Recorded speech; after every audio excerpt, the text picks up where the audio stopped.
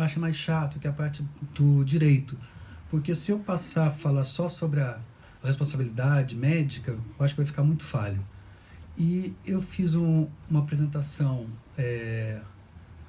geral, mas eu quero deixar aberto para vocês, tá? Para perguntas, eu estou à disposição, tá bom? Vamos lá. Obrigação legal, obrigações legais do médico. Primeira coisa, o que é uma obrigação, né? Obrigação é uma imposição legal, tá? Nós temos aí duas definições de dicionário, né? Obrigação é uma imposição, preceito, obrigação e responsabilidade e obrigação de responsabilidade, tá? Ações próprias.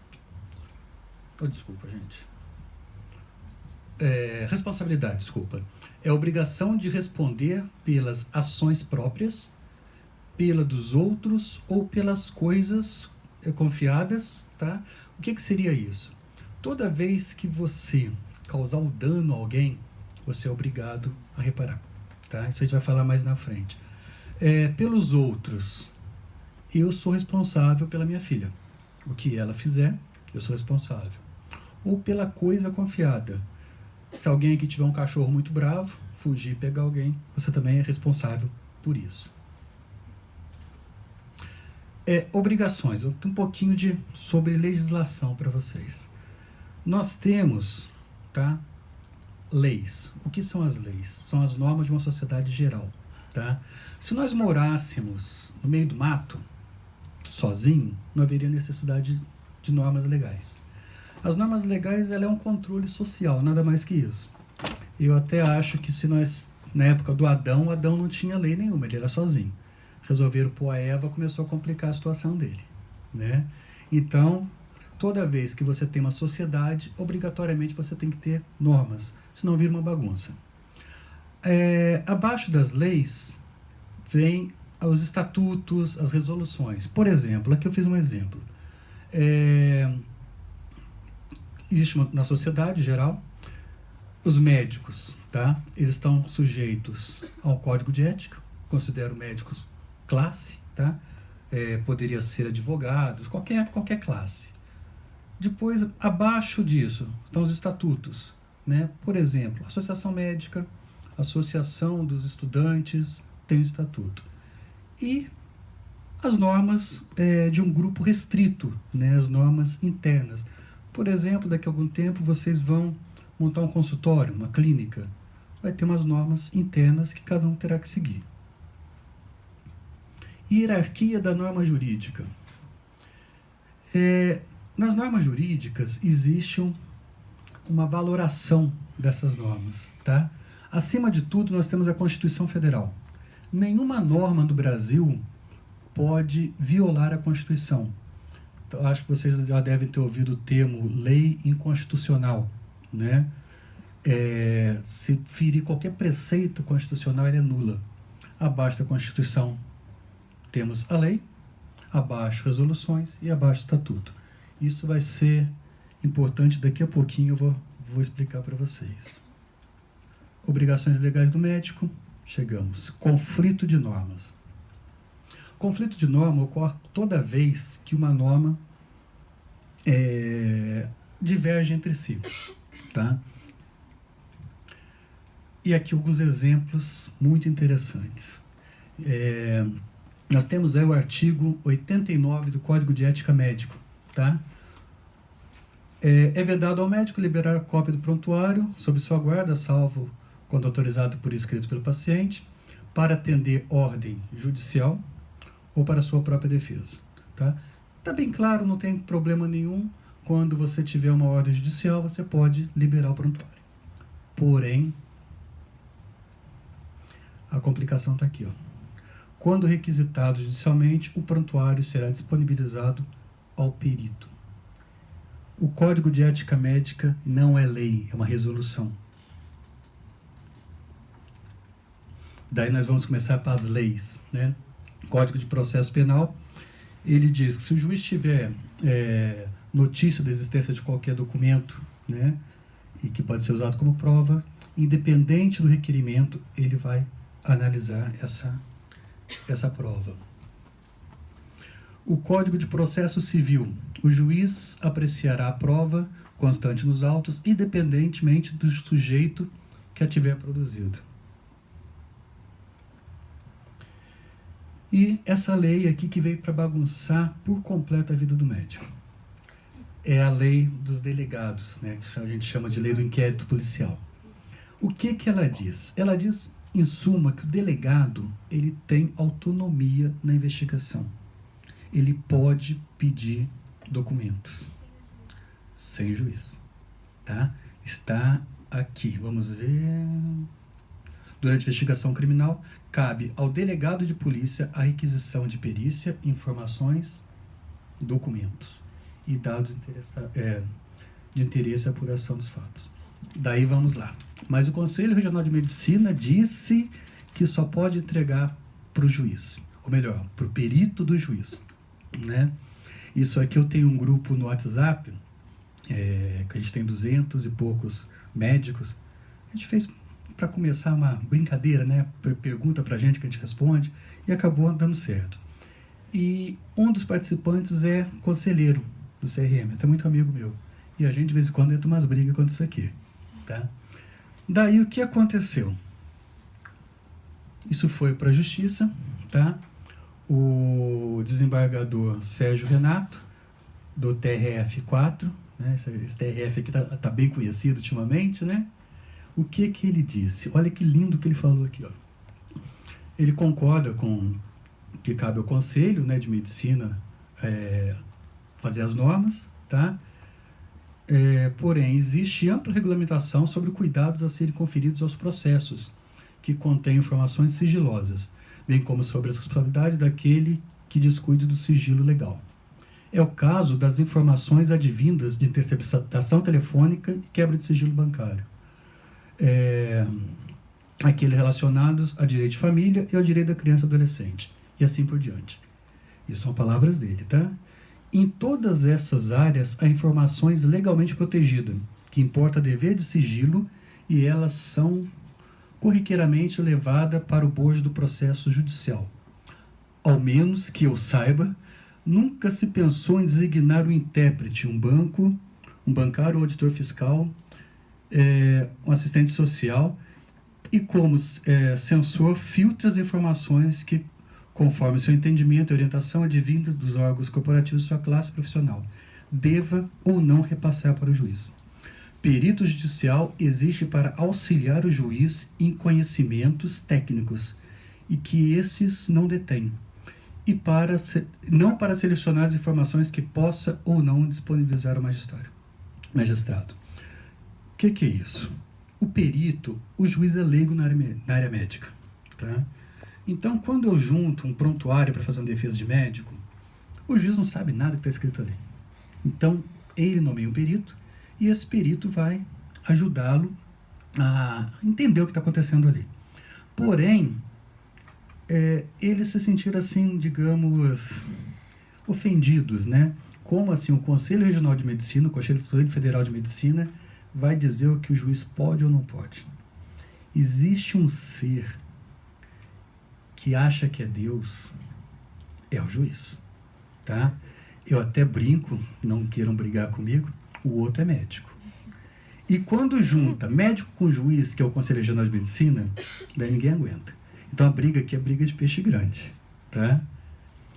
Com isso, o Conselho Federal de Medicina respondeu, né? E ele respondeu, advogado também, e ele respondeu, eu consegui essa no Mato Grosso, mas isso aí foi determinada para todos os conselhos, né? Dizendo que então era para obedecer às normas legais, tá? Dizendo que nesse caso então era para fornecer os documentos. Mas aqui a gente está falando em ordem judicial, e eu disse que os delegados também têm essa autonomia. Tem, tá? Numa dessas nossas discussões entre eu e o conselheiro, eu até brinquei com ele, eu prefiro defender vocês no CRM, tá? Por infração ético-profissional, do que na delegacia por crime de desobediência. Então, na vida profissional de vocês, recebeu uma notificação do delegado, entrega cópia. Prontuário não pode ser entregue. Prontuário pertence ao paciente. O médico e o hospital têm dever de guarda e deve ser fornecido cópia do documento. O que eu recomendo para os meus clientes quando me procuram nessa questão? Faz uma petição dizendo ao delegado que ali está documento protegido por sigilo profissional e que a partir daquele momento ele é responsável por esse sigilo. A partir daí, vocês se livraram de qualquer responsabilidade, tá? Afinal de contas, retornar aqui, o código, ele diz que em justa causa, salvo autorização, que em justa causa vocês podem entregar a documentação. E eu acho que nada mais justa causa do que uma ordem judicial, ou do delegado de quem tem direito sobre aquele documento, tá?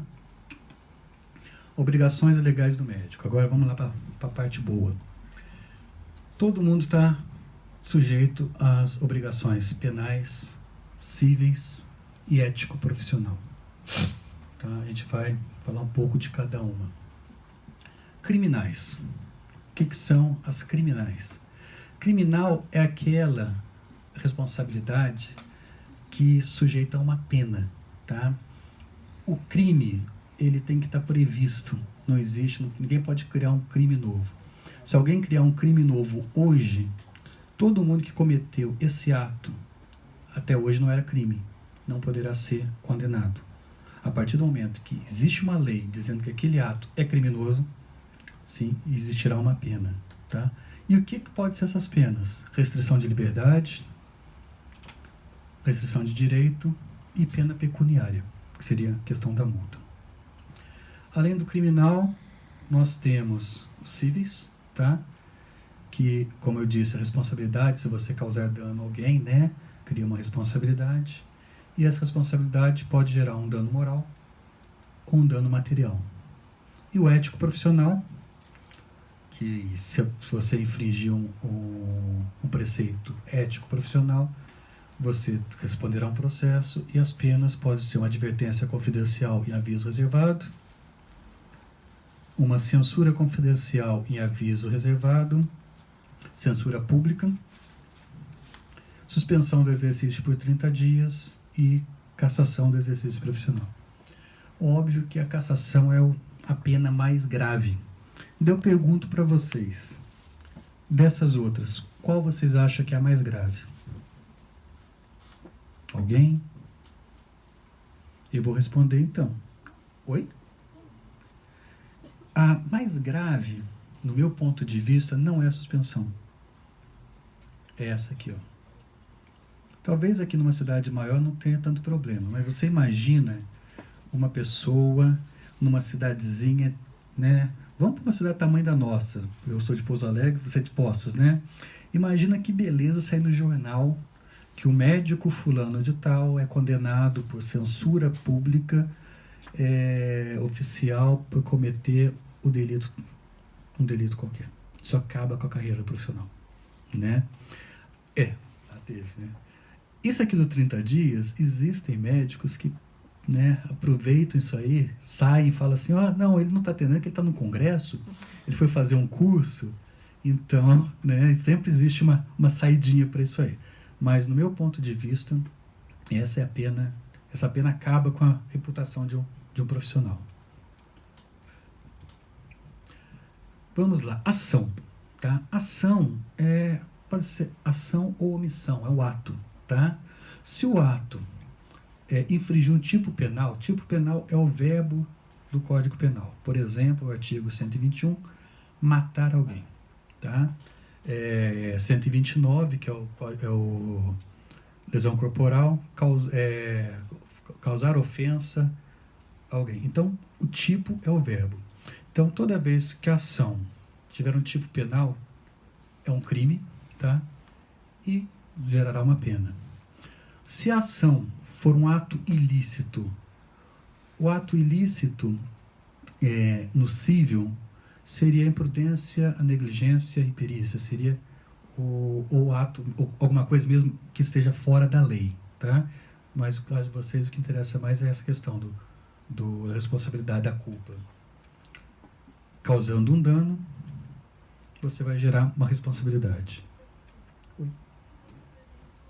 Tirar um medicamento de um hospital, que é proibido, isso classifica como um ato ilícito ou penal?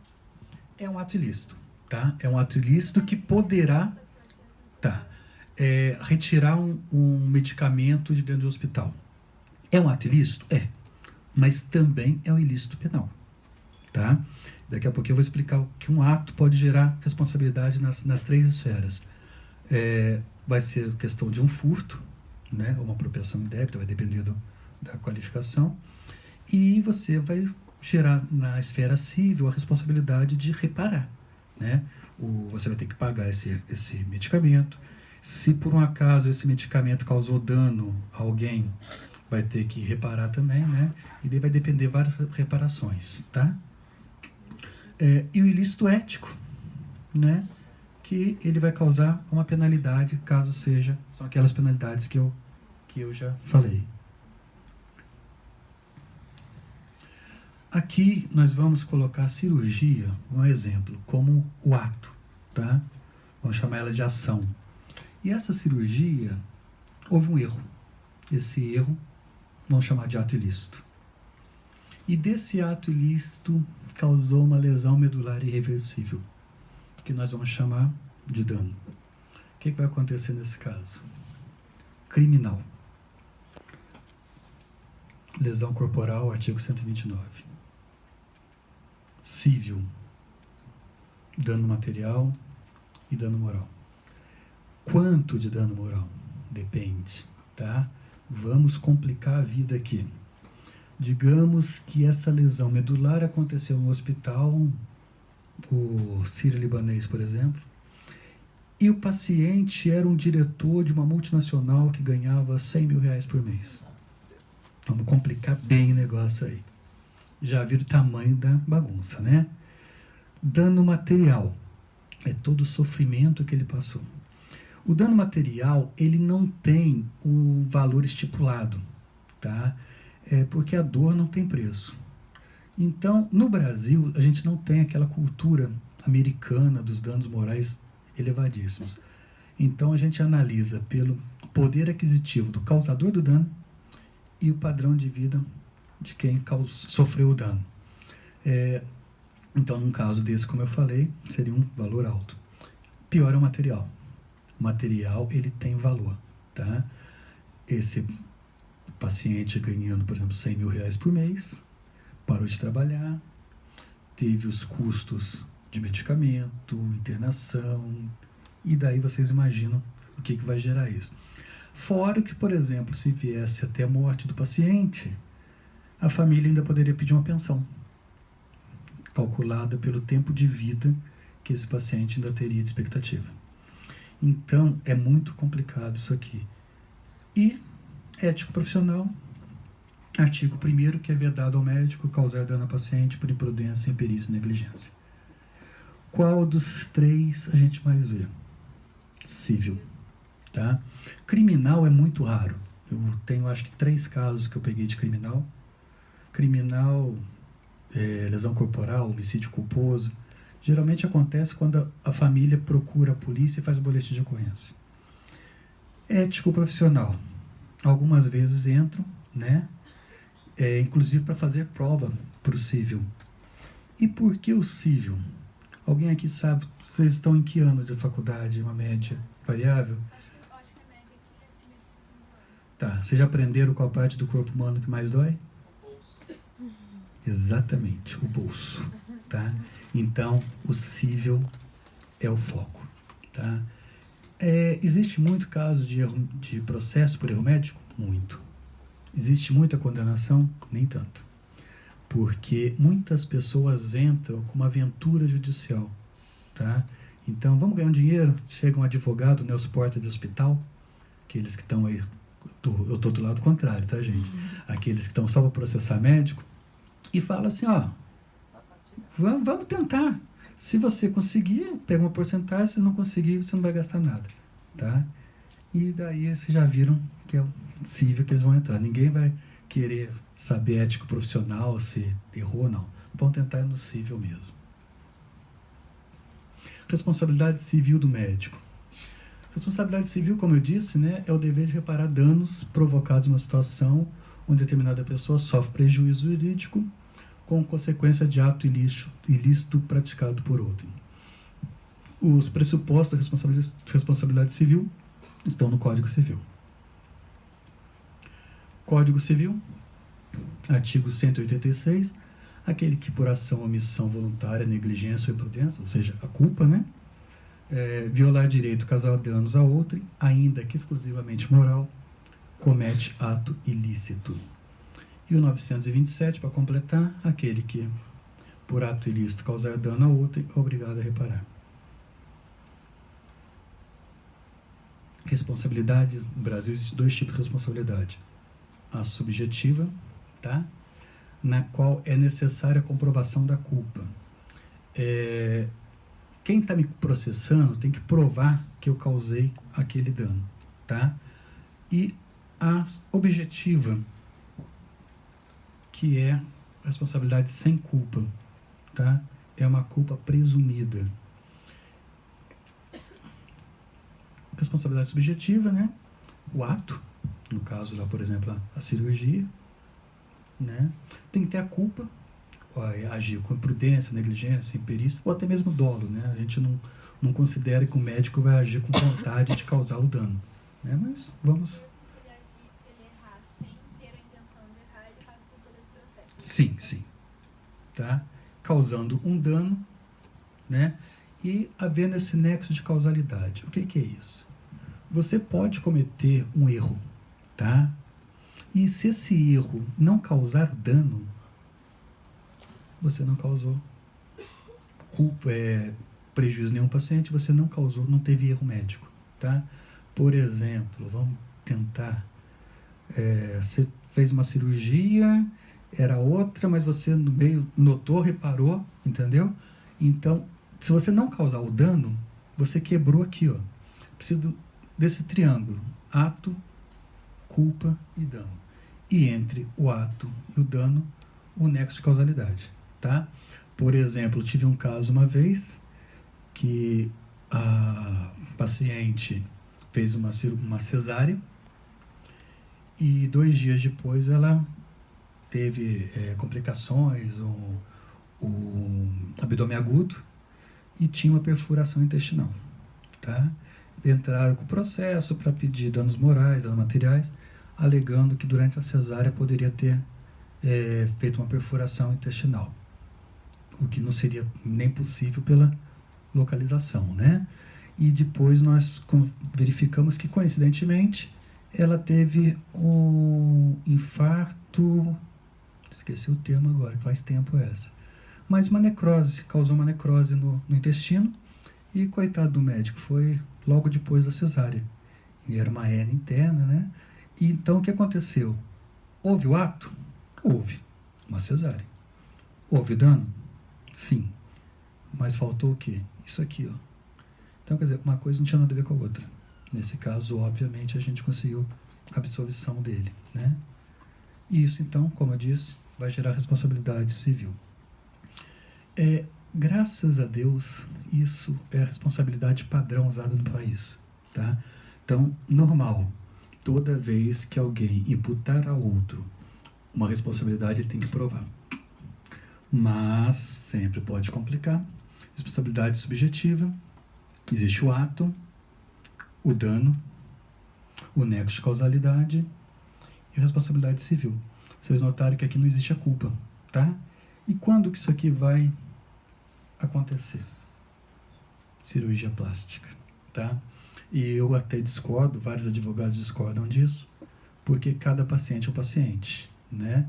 Eles alegam que a cirurgia plástica é uma responsabilidade de fim. Você não se obriga a cuidar, você obriga ao resultado. É muito complicado, porque a pessoa tiver uma queloide, por exemplo, o médico não tem responsabilidade, não tem culpa. Mas, infelizmente, os julgados hoje são no sentido de que a cirurgia plástica é de fim, tá?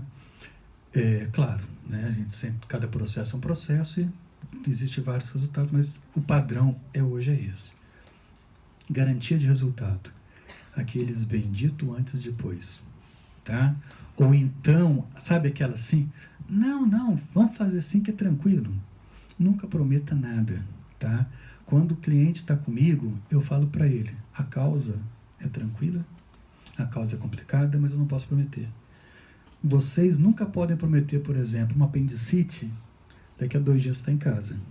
E se não tiver? Vocês trabalham com corpo humano.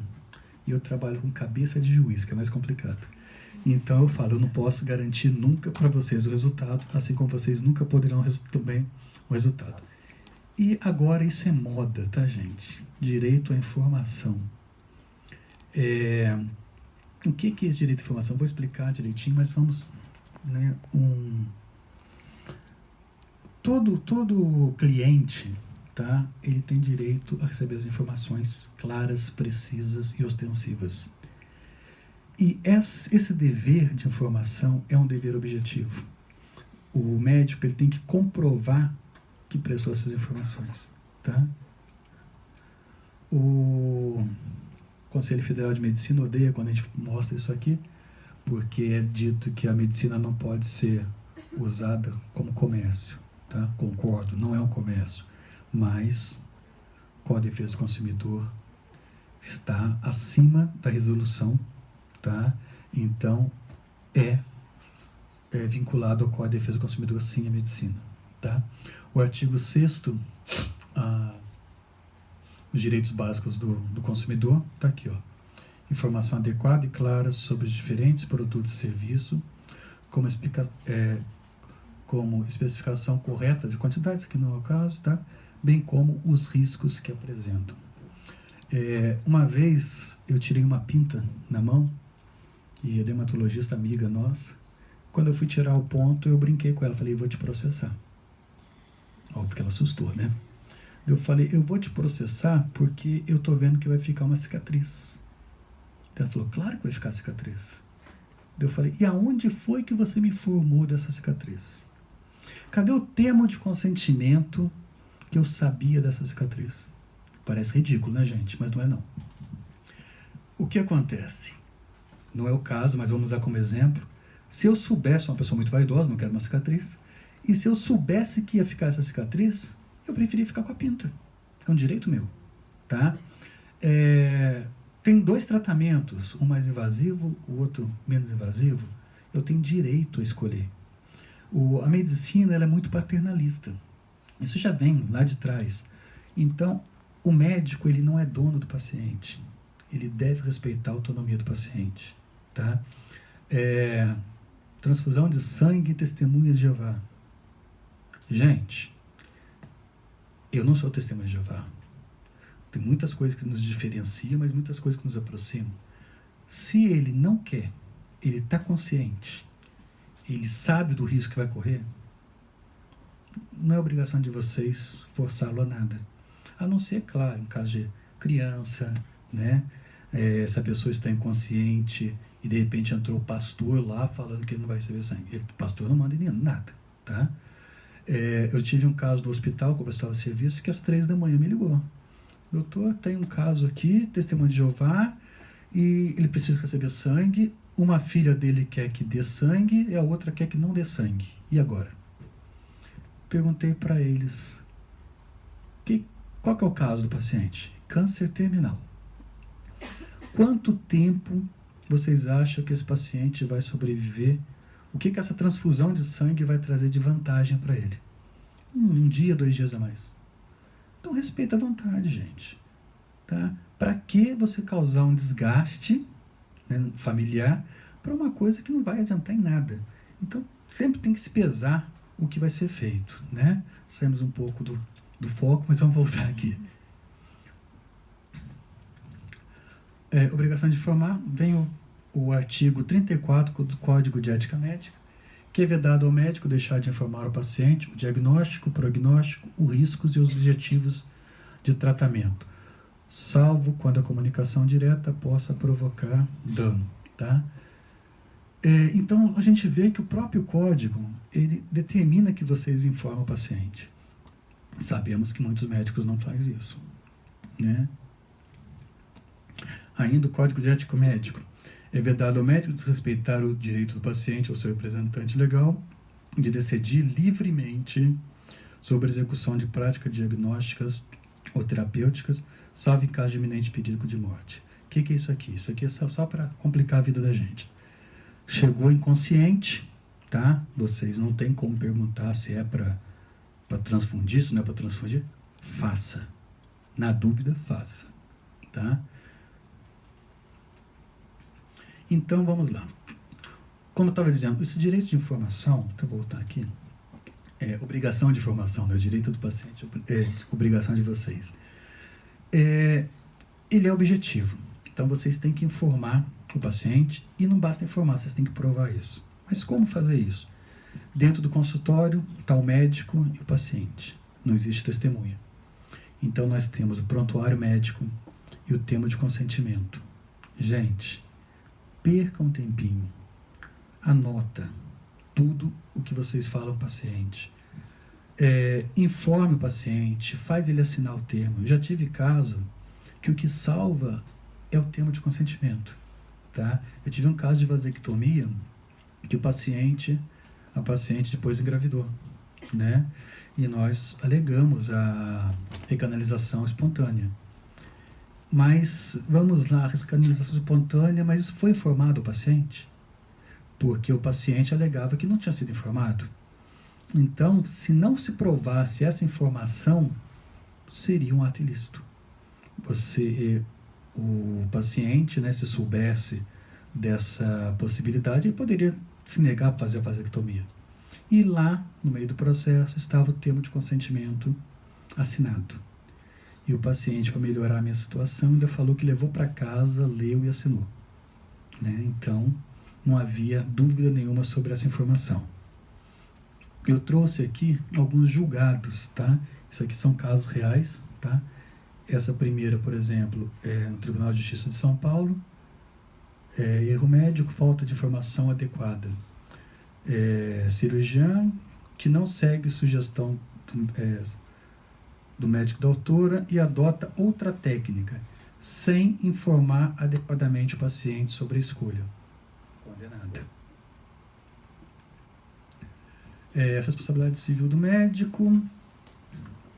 Autor que foi submetido à cirurgia de varicocele, né? Dever de informar. Aqui. Era de se esperar conduta diversa. O réu, como fornecedor do serviço e sujeito do Código de Defesa do Consumidor, tinha a obrigação legal de informar o paciente acerca do serviço médico que lhe seriam prestados, assim como todas as complicações que deveria surgir, tá? Recurso não provido, sentença mantida, ou seja, condenado também por não fornecer as informações adequadas. Esse caso, ausência de irregularidade. Nesse caso, foi constatado que a médica, tá? Indenização, ausência de informação adequada e precisa acerca da intercorrência da cirurgia. Ofensa ao Código de Defesa do Consumidor. Consentimento informado, descumprimento de norma ética, dever do médico de informar o paciente sobre o procedimento. Procedência em parte. Nesse caso, foi constatado que a cirurgia, né, o procedimento médico foi adequado, mas faltou informação. Condenado. Vasectomia, esse não é o meu caso, não, mas é bem parecido, tá? Nesse caso, a gente tem aqui que foi informado, tá? Comprovação do dever pelo médico de informar acerca da falibilidade do procedimento de vasectomia. Nesse caso, o médico foi absolvido.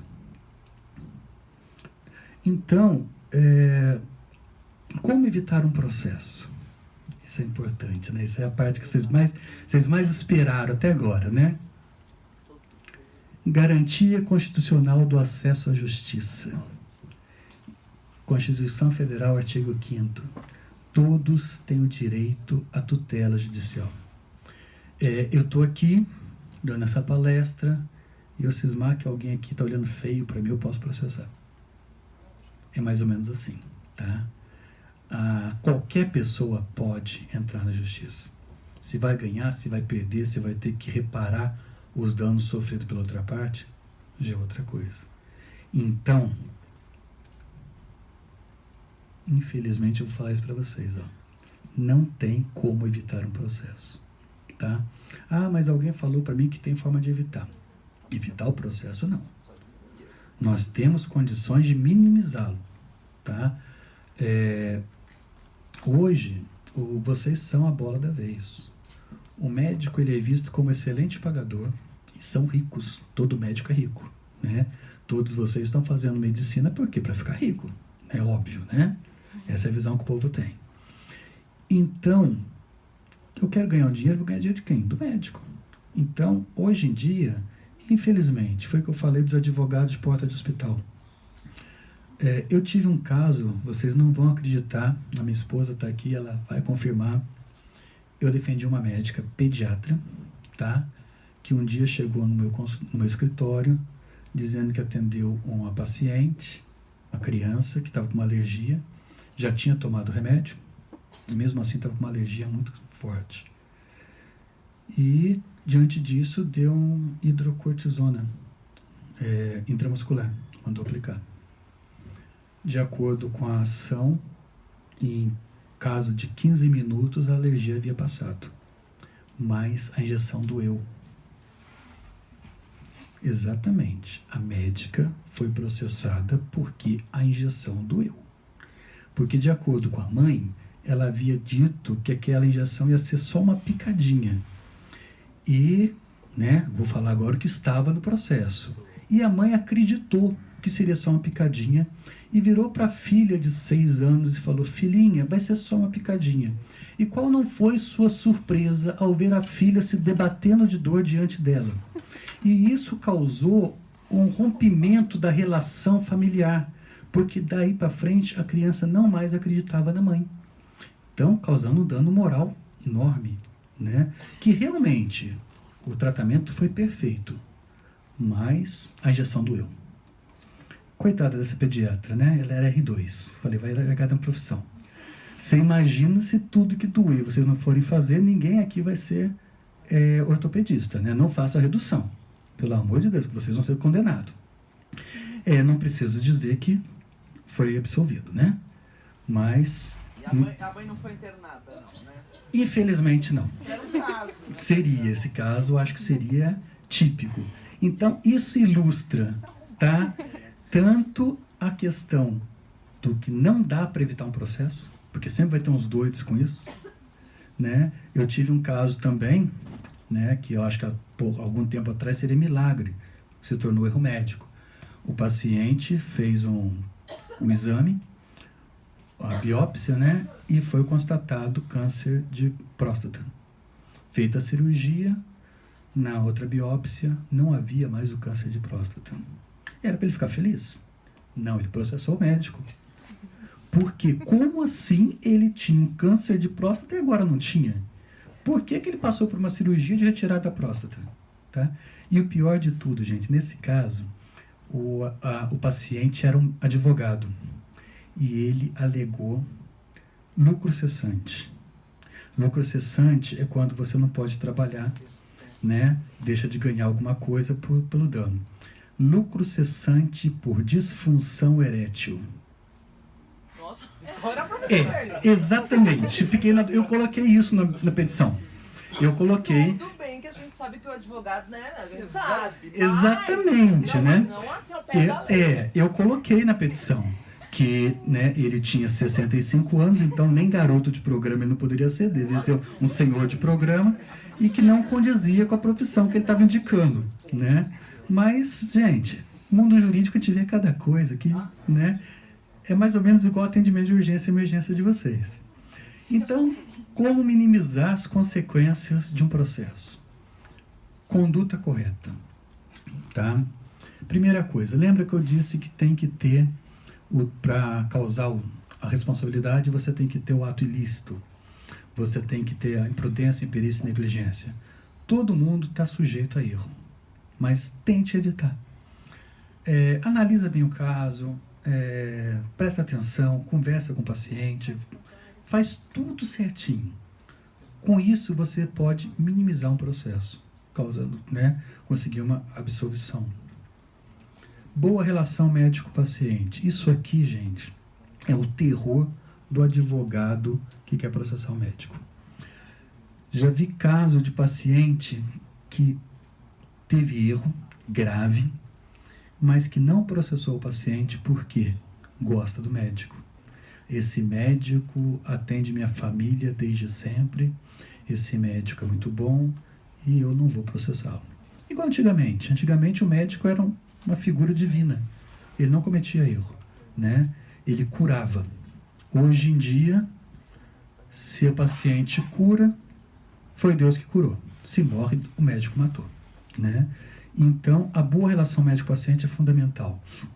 Uma vez, num depoimento pessoal, eu perguntei para a autora, né, para o paciente, o que ela achava da médica que ela estava processando. Doutor, uma excelente profissional. Desde quando você teve o problema com ela, você voltou? De 6 em 6 meses eu consulto com ela. Gente, eu só vi a cara do advogado. O olhão regalado desse tamanho. Daí a pergunta final. Alguma coisa que ela fez, no caso, para explicar, o paciente tinha caído da cama, da maca. Tá? Ela desequilibrou, na hora que foi subir, caiu, só que o advogado estava alegando que a médica, né, tinha cometido algum erro, alguma coisa, tinha derrubado ela da cama. Daí eu perguntei, a médica fez alguma coisa que pudesse te derrubar da maca? Não, doutor, foi acidente. Daí, do outro lado, o outro médico, o outro advogado quer bater na gente. Daí eu fiz outra pergunta, falei, não, então faça uma pergunta diferente. Alguma coisa que ela pudesse fazer para impedir você de cair? Não, doutor, já disse, uma excelente médica. Não fez nada, o que ela podia fazer, ela fez. Eu caí. Acabou o processo. Tá? Então, a relação médico-paciente é fundamental. Às vezes o paciente, ele é uma pessoa muito humilde, ele cai na lábia do outro advogado. Tá? Mas no depoimento pessoal, na hora que a gente vai pegar a verdade, se a relação médico-paciente for boa, facilita muito a nossa defesa. Prontuário médico, foi o que eu disse, gente. Anota. Prontuário médico é a principal arma de defesa do médico. É o único documento que a gente tem que comprova que você fez a anamnese, você pediu o resultado, o exame, analisou aquele resultado e com base naquele resultado você chegou ao determinado entendimento. Se você errar um diagnóstico, mas esse diagnóstico tiver ligação com aquele resultado, tá? Um caso, por exemplo, dengue e uma gripe, alguma coisa, coisas, né, que tem alguma semelhança, comprovando que você fez tudo para chegar naquele resultado e aquele resultado te enganou, você não cometeu erro, tá? Você fez tudo o que estava no seu alcance para aquilo que você identificou. Se não era aquilo, né, existem casos que são muito semelhantes, muito parecidos, então vai ser um caso fortuito, alguma coisa que não vai causar dano. É claro que vai causar uma dor de cabeça danada. E termo de consentimento, foi o que eu disse. Termo de consentimento, não façam procedimento nenhum invasivo sem termo de consentimento. Mas se eu falar para o paciente que ele vai ter pode causar esse dano, ele não vai fazer. Então não faça, tá? Por exemplo, a colostomia, né? Existe possibilidade de perfuração, né? Então, mas se ele vê isso, ele não vai fazer. Deixa claro que existe possibilidade, tá? Por exemplo, a esterectomia. Esterectomia, perfuração do ureter é normal. Perfuração de bexiga é normal. São riscos inerentes. Está no termo de consentimento. Já tive um caso que a médica fez uma perfuração, identificou no mesmo momento, na mesma cirurgia já fez a sutura, Só que, obviamente, demorou mais para o paciente se recuperar e o paciente entrou com a ação. Só que nós tínhamos no termo de consentimento assinado que isso era um dano que poderia acontecer, né? É inerente à cirurgia, era uma cirurgia com muita aderência e causou. Agora o principal, tá? Assessoria jurídica, tá? Não estou pedindo para ninguém me contratar, não liguem para a OAB me processando, por favor. Assessoria jurídica, por quê? Nas faculdades de medicina, meu pai, lá em Pouso Alegre, ele é professor de direito médico, tá? Só que é muito fraco essa matéria para vocês. Fraco, não por culpa de professor, é porque é muito pouca informação que é passada. E a bioética, meu pai no caso é da bioética, e a bioética, ela não é o direito médico. Bioética é uma coisa, direito médico é outra. Essas responsabilidades, ela tá na parte do direito médico. Quer ver uma coisa?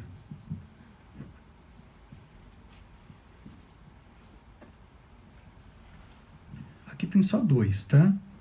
Código de Processo Ético Profissional, esse pequenininho, e o Código de Ética Médica. Isso aqui, gente, é a mesma coisa se vocês tentarem fazer uma defesa sozinho, vocês podem. O Código de Ética Médica, no caso de um processo ético profissional, vocês não precisam de advogado. Sabe aquela televisão de última geração que você compra e vem um manual de instrução? Mesma coisa. Eu posso ler aquele manual de instrução 3 vezes, que eu não vou conseguir fazer. Então, vocês sempre dizem, evitem a automedicação. E eu digo, evitem a autodefesa, tá?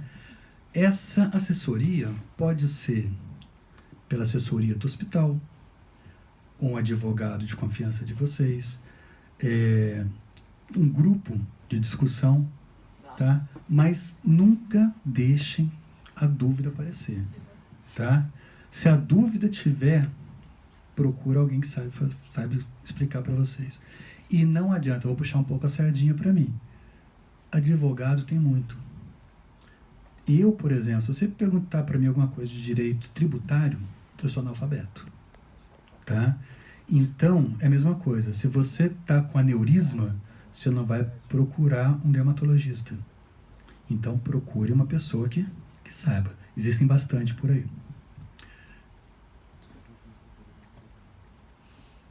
E, a princípio, era isso que eu tinha para falar para vocês, tá? Foi o que eu disse, eu deixei bem aberto para a gente poder agora conversar. Qualquer dúvida, não tenham vergonha de perguntar, tá? O direito é muito amplo, então se por um acaso vocês fizeram uma pergunta que eu não souber responder, eu vou ser humilde o suficiente para falar para vocês. Me passa o WhatsApp que eu respondo para você depois, tá? Eu estou deixando aqui para vocês o meu e-mail, o meu telefone, esse telefone é o WhatsApp, tá? Eu tenho também essa página no Facebook, não está muito atualizada não, mas a gente vai voltar a atualizar. Como eu disse, eu tenho esse grupo de médicos, estou à disposição de vocês. Se vocês quiserem criar um grupo da Liga, tá? Me colocar, que eu puder ajudar vocês, eu estou à disposição. Para eventos como esse, porque eu sou apaixonado pelo direito médico. E eu acho que é muito importante passar isso para vocês, porque é uma realidade, tá? O processo está aí. A gente deu uma pincelada, existem vários outros casos que a gente poderia bater. O Código de Ética Médico, ele é muito legal, tá? Estudem. O processo ético profissional, se vocês viram as punições que eles podem dar. Então, cometer erro, foi o que eu disse, é inerente ao ser humano, tá? A gente tem que evitar. E para isso eu estou à disposição de vocês, tá? Mais uma vez, obrigado e desculpa pelo atraso, porque realmente o trânsito está um pouquinho mais complicado do que eu estava pensando.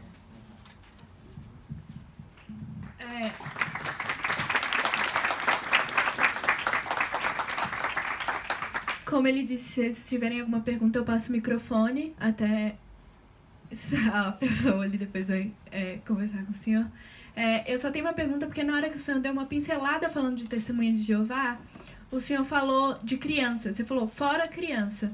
Então, no caso, se chegar uma criança que sofreu um acidente de trânsito e ela precisa de transfusão de sangue e os pais estão lá afirmando que não, eu faço por ela ser menor de idade? O menor de idade, ele é tutelado pelo Estado, tá? Independente, é tutelado pelo Estado. A criança, ela não pertence ao pai, não pertence à mãe. Então, o Estado, não é que ele seja dono, ele tem um cuidado sobre aquela criança. Então, no caso de uma emergência, transfunda, tá? Imediatamente. Pode ser que dê problema, mas depois resolve o problema. Se tiver tempo, faz um boletim de ocorrência, pede autorização para o Ministério Público, para a Justiça, para o Juizado da Infância e Juventude, tá? Se houver tempo. Não havendo tempo, transfunde. Se a família der muito trabalho, chama a polícia, tá? É um caso assim, excepcional, porque a criança é incapaz. É a mesma coisa do exemplo que a gente deu da pessoa que chega lá inconsciente, tá? Ele não tem como dizer se sim ou não, mesmo que a criança esteja falando que não quer. Se a criança não tem essa opção, tá? A criança realmente é uma questão bem polêmica, mas a criança é tutelada pelo Estado, e o Estado diz que você tem que atender, tá? Só mais uma coisa, a gente vai pro COF, gente. É só uma dúvida que surgiu na faculdade quando eu estava tendo aula de bioética e ninguém nunca conseguiu me responder. Se chegar um caso de um aborto que você tem a certeza que foi um aborto clandestino, não foi um aborto espontâneo, você tem alguma obrigação de informar a alguém, se não for solicitado pelo delegado, informar espontaneamente alguém, informação compulsória? É vedado ao médico, tá? Colocar o paciente em situação processual, tá? Por quê? Isso aí é uma questão para evitar que a mulher, no caso, que tentou fazer um aborto, procure o médico. Se ela souber que ao chegar no médico, ela vai sofrer um processo, ela vai morrer. Então, toda vez que você tiver um caso que você abrir, né, o sigilo profissional, você vai levar o seu paciente a correr o risco de um processo criminal, você não deve falar, tá? Faz parte do seu sigilo profissional. Agora, se por um acaso não for o caso, né, dela ser possivelmente processada, você deve falar assim. Mas nesse caso, vai continuar a dúvida sua, porque cada caso é um caso. Mas se tiver possibilidade dela ser processada por isso, seu dever é de silêncio, tá? Agradecer a sua presença, principalmente a sua disponibilidade com a gente. Então, se alguém tiver interesse de fazer um grupo junto com a Liga, a gente pode fazer esse grupo até com pessoas de fora da Liga, fazer um grupo no WhatsApp para dúvidas, para conversar. Isso está super aberto. E aqui um presente da Liga para o senhor, pela sua participação, a gente agradece muito. E agora, gente... Só um minutinho. O COF vai abrir logo depois que ele falar. Mais uma vez, obrigado, tá? E estamos à disposição.